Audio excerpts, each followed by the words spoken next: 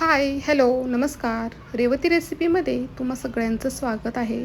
तर वाळवणाच्या पदार्थांना आपण सुरुवात केलेली आहे. तर हे बघा, मस्त असे रव्याचे आहेत ना, कोथिंबीर टाकून आहे ना, पळी पापड बनवलेले आहेत. खूप सुंदर भन्नाट चवीचे आणि अगदी सोप्या पद्धतीने मी दाखवलेले आहेत. आणि सगळ्यात महत्त्वाचं हे पळी पापड आहे ना, अगदी पाव किलो रव्याचे आहेत ना, एवढे भरपूर असे आहेत ना पळी पापड झालेले आहेत. तर व्हिडिओ स्किप न करता पूर्ण बघा. व्हिडिओ जर आवडला तर व्हिडिओला एक लाईक करा. चॅनेलवर नवीन असाल तर चॅनेलला सबस्क्राईब करा. तर पाहू शकता वाळल्यानंतर अगदी ताटभर असे पाव किलो रव्याचे आहेत ना पापड झालेले आहेत. आणि ह्याच्यामध्ये आपण तीळ, जिरं आणि कोथिंबीरचा वापर केलेला आहे ना, त्याच्यामुळे हे अजूनच चवदार असे झालेले आहेत. आणि अगदी दुप्पट तिप्पट असे आहेत ना हे पापड फुलतात. व्हिडिओला ना सुरुवात करूयात. तर इथे बघा, रवा मी पाव किलो घेतला आहे. बारीक रवा आहे. आणि हा रवा आहे ना आपण कोणत्याही भांड्याने मापून घ्यायचा, म्हणजे आपल्याला पाण्याचं आहे ना प्रमाण त्या प्रमाणात घेता येईल.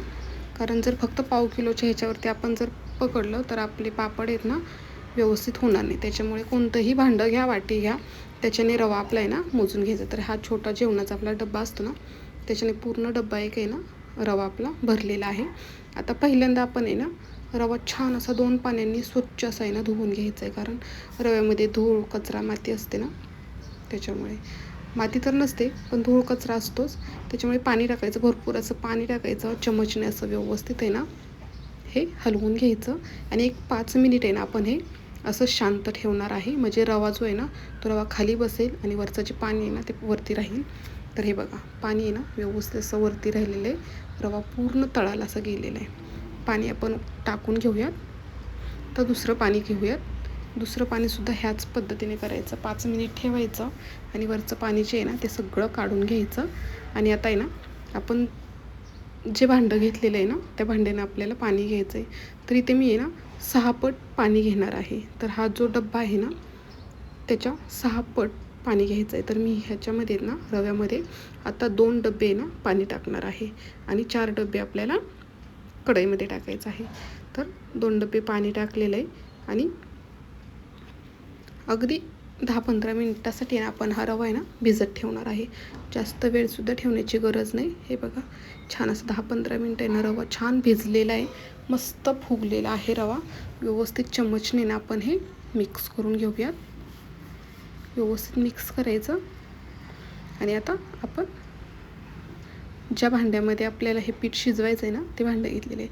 तर मोठी अशी ना कढई घेतलेली आहे. जाड तळाचं भांडं घ्यायचं. आणि आता ह्याच्यामध्ये मी ना 4 डबे पाणी घेणार आहे. म्हणजे आपले एकूण 6 डबे पाणी झालेलं आहे. अगदी परफेक्ट असं आहे ना माप आहे. ह्याच्यापेक्षा जास्त पाणी घेऊ नका किंवा ह्याच्यापेक्षा कमीसुद्धा पाणी घेऊ नका. तर मस्त पाण्याला आहे ना हे बघा, छान अशी कडकडीत पाणी आपलं तापलेलं आहे. छान उकळी आलेली आहे छोटी छोटी. आता ह्याच्यामध्ये आपण आहे ना 1 चमच पांढरे तीळ आणि अर्धा चमच जिरं टाकूयात. चवीनुसार मीठ टाकूयात. आणि आपल्याला हे ना कोथिंबीर, मस्त कोथिंबीर टाकायची आहे. खूप सुंदर असे आपले हे पापड होतात. आता हे पाणी आहे ना छान असं उकळून घ्यायचं. बघा, पाण्याला छान उकळी आलेली आहे. गॅस बंद करूयात. आणि हे जो रवा आपण पाण्यामध्ये मिक्स करून घ्यायचा व्यवस्थित. आणि थोडं थोडं पाणी टाकत आहे ना, रव्याचं जे पाणी आहे ना ते टाकत राहायचं आणि एका हाताने ना हलवत राहायचं. हे बघा, ह्या पद्धतीने.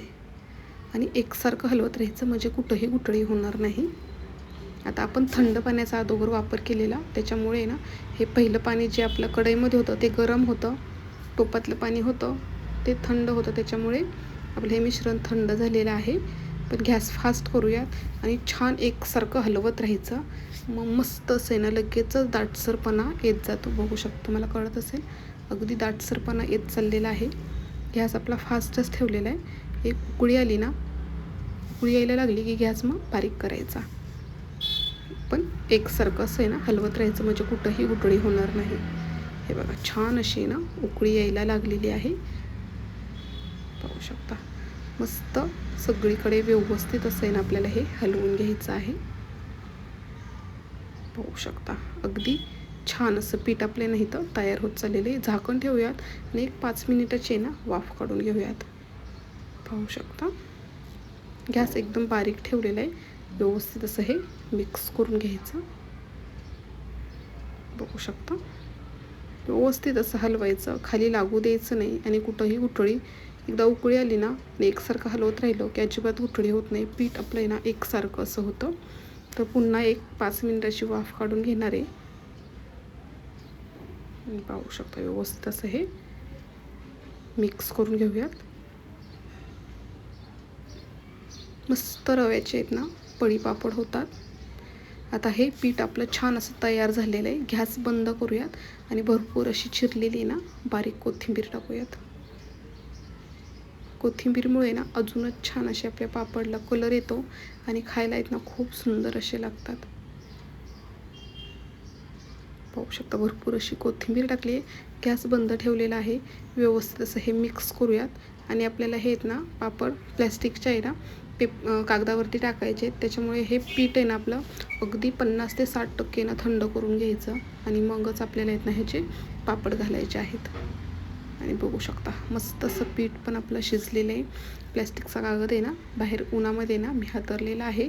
आता ह्याच्यावरती आपल्याला आहे ना जेवढे पापड मोठे छोटे हवेत ना तेवढे आहेत ना एकसारखे असे आहेत ना टाकून घ्यायचे. तर बघू शकता मस्त एका पळीचे मी 2 पापड बनवलेले आहेत. आता ह्याच्यापेक्षा मोठे सुद्धा नको आहेत. पाहू शकता छान असे. तर ह्याच पद्धतीने आहेत ना मी सगळे पापड आहेत ना घालून घेणार आहे आणि मस्त 2 दिवस उन्हामध्ये कडकडीत असे आहेत ना वाळवून घ्यायचे. तर व्हिडिओ कसा वाटला तर तुम्ही मला नक्की कमेंट करून सांगा. व्हिडिओ जर आवडला तर व्हिडिओला एक लाईक करा आणि तुम्हीसुद्धा ह्या पद्धतीने आहेत ना ह्या उन्हाळ्यामध्ये वाळवणाचे पदार्थ करून बघा. भरपूर सारे वाळवणाचे पदार्थ, रव्याचे पापड, रव्याची कुरडई दाखवलेली आहे, कलरफुल कुरडई दाखवलेली आहे, बटाटा साबुदाण्याचे पापड दाखवलेले आहेत, बटाटा साबुदाण्याची चकली दाखवलेली आहे.